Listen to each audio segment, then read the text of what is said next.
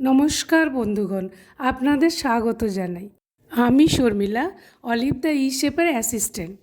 তুমি আজ মোটেই অ্যাসিস্ট্যান্ট নয়, তুমি আজ হেড শেফ। বন্ধুগণ, শর্মিলা দি ই শেফ আজ নিয়ে আসছে বাংলাদেশের বরিশাল প্রদেশের বিখ্যাত রেসিপি চিংড়ির জল বড়া। চলুন তাহলে রেসিপিটা দেখা যাক। 400 গ্রাম চিংড়ি আমরা নিয়ে নিয়েছি। এর মাথা, পা, খোসাগুলো আমরা ছাড়িয়ে নিচ্ছি। চিংড়ির মধ্যে কালো রঙের একটা সুতো থাকে, যেটা হলো আসলে চিংড়ির খাদ্যনালী। দেখুন কিভাবে এই কালো সুতোটা আমি বের করে নিচ্ছি। আরও একটা চিংড়ি ছাড়িয়ে আপনাদের দেখিয়ে দিচ্ছি। ব্যাপারটা কিন্তু খুব কঠিন নয়। এই সব চিংড়িগুলো ছাড়াতে একটু সময় লাগবে, অধৈর্য হওয়া কিন্তু একদম চলবে না। নতুন দর্শক বন্ধুদের চ্যানেলটা সাবস্ক্রাইব করার অনুরোধ রাখছি আমরা। পুরনো দর্শক বন্ধুরা প্লিজ লাইক, কমেন্ট, শেয়ার করবেন। চিংড়ি ছাড়ানো আমার হয়ে গেছে। এবার এগুলো আমি খুব ভালো করে ধুয়ে নেব। পরিষ্কার জলে 2-3 বার ধুয়ে নেওয়া ভালো। এবার খুব ভালো করে জলটা ঝরিয়ে নিচ্ছি, একটুও জল থাকা চলবে না কিন্তু। এবার চিংড়িগুলো আমি ব্লেন্ড করে নেব, একদম ড্রাই ব্লেন্ড করব। চিংড়ির পেস্ট বানানো আমার হয়ে গেছে।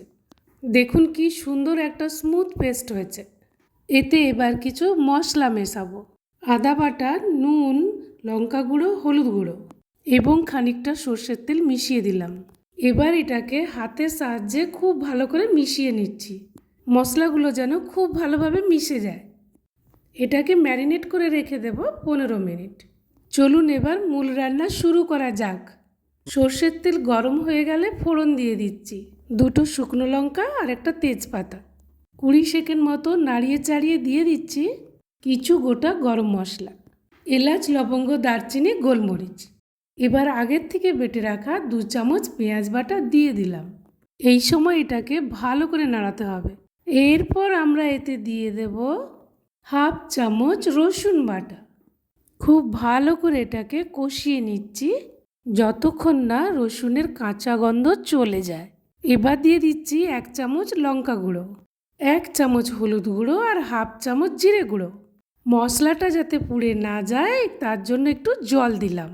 এবার খানিকটা টক দই খুব ভালোভাবে ফেটিয়ে নিয়ে এর মধ্যে দিয়ে দিলাম। টক দইটা দেওয়ার পর এটাকে ক্রমাগত নাড়াতে হবে যাতে দইটা ফেটে না যায়। মিনিট 3 এভাবে কষালেই হবে। একটা নারকেল থেকে আমরা নারকেলের দুধ বের করে নিয়েছিলাম। মশলা তেল ছেড়ে দিয়েছে, আমিও ছেড়ে দিলাম 3 কাপ নারকেলের দুধ। এই সময় এটাকে ক্রমাগত নাড়িয়ে যেতে হবে। এতে এবার আমরা জল মেশাবো, যতটা গ্রেভি চাই সেই অনুসারে। হাতে একটু সর্ষের তেল মেখে নিচ্ছি যাতে হাতটা স্টিকি না হয়ে যায়। এবার ম্যারিনেট করা চিংড়ির পেস্ট থেকে ছোট ছোট অংশ নিয়ে বড়ার আকারে ছেড়ে দিলাম। এই সময় কিন্তু ফ্লেম হাইতে রাখবেন।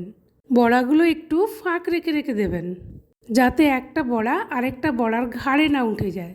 আবার মনে করে দিচ্ছি ফ্লেমটা কিন্তু হাইতেই রাখবেন, নয়তো বড়াগুলো প্যানে লেগে যাবে। সবকটা বড়া দিয়ে দেওয়ার পরে দিচ্ছি 2টো চেরা কাঁচা লঙ্কা আর দিয়ে দিচ্ছি স্বাদ মতো নুন। এটাকে কিন্তু এখন একদমই নাড়ানো যাবে না, এই অবস্থাতে 2 মিনিট থাক। এবার গ্যাসের ফ্লেমটাকে কমিয়ে লো করে দেব আর ঢেকে রান্না হতে দেব 6 মিনিট। 6 মিনিট পরে ফিরে এলাম। দেখুন খুব ভালোভাবে এটা ফুটে উঠেছে। এবার এতে অল্প করে সর্ষের তেল ছড়িয়ে দিচ্ছি। আবার ঢেকে রান্না হতে দেব 3 মিনিট। 3 মিনিট হয়ে গেছে। এবার ঢাকনাটা আমি খুলে নিচ্ছি। দেখুন বন্ধুরা কি সুন্দর রঙটা এসেছে। এবার খুব আলতো হাতে এটাকে নাড়িয়ে চাড়িয়ে নেব। জোরে নাড়াতে গেলে কিন্তু বড়াগুলো ভেঙে যাওয়ার চান্স থাকে। বেশি কিন্তু নাড়ানোর প্রয়োজন নেই, জাস্ট হালকা হাতে একটু উল্টে পাল্টে দিলেই হবে। রান্না একদমই আমাদের শেষ পর্যায়ে এসে গেছে। আর না নাড়িয়ে এবার আমরা গ্রেভিটাকে একটু আমরা ঘন হতে দেব। গ্রেভিটা আমাদের যথেষ্ট ঘন হয়ে গেছে এবং রান্নাও আমাদের শেষ। গ্যাসের ফ্লেম অফ করে দিচ্ছি। এটাকে এবার 5 মিনিট রেস্টে রাখছি। এবার পরিবেশন করব গরম গরম। ধন্যবাদ শর্মিলা। ওহ, ডেলিশিয়াস হয়েছে, ফাটাফাটি হয়েছে।